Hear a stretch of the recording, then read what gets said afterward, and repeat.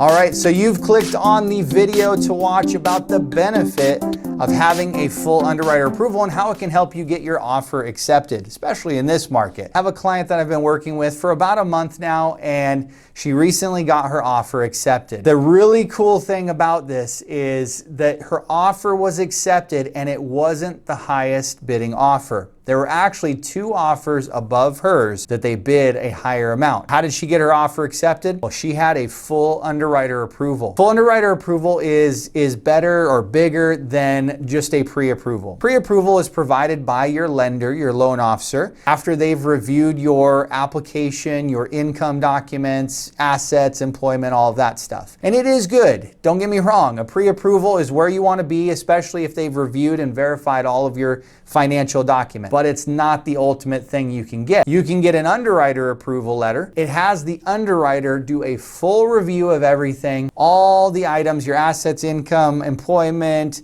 the whole history, everything. And once the underwriter approves the file, it's kind of like a guarantee. Now, I know I've talked about it before on some of these videos that we even have a guarantee involved with it, where if we don't close on time, we start paying money to the seller. But what I'm referring to here is just the power of having an underwriter approval letter to this seller specifically for this client. It meant so much to them that not only was it more of a guaranteed approval, but also we could close a lot faster. We had closer to a 3-week closing instead of some of the other buyers that were offering more a 30 to 45 day closing. That meant enough to the seller that they were willing to accept our offer even at a lower price because they were more confident in our buyer's offer and being able to close, not only on time, but just being able to close. A lot of sellers right now are a little nervous about sometimes buyers coming in and just bidding a lot of money, but then everything kind of falls apart and that transaction doesn't even close. Many sellers, they're not only selling their current home, but they're buying another home. They really can't mess around with a buyer falling through on a transaction because now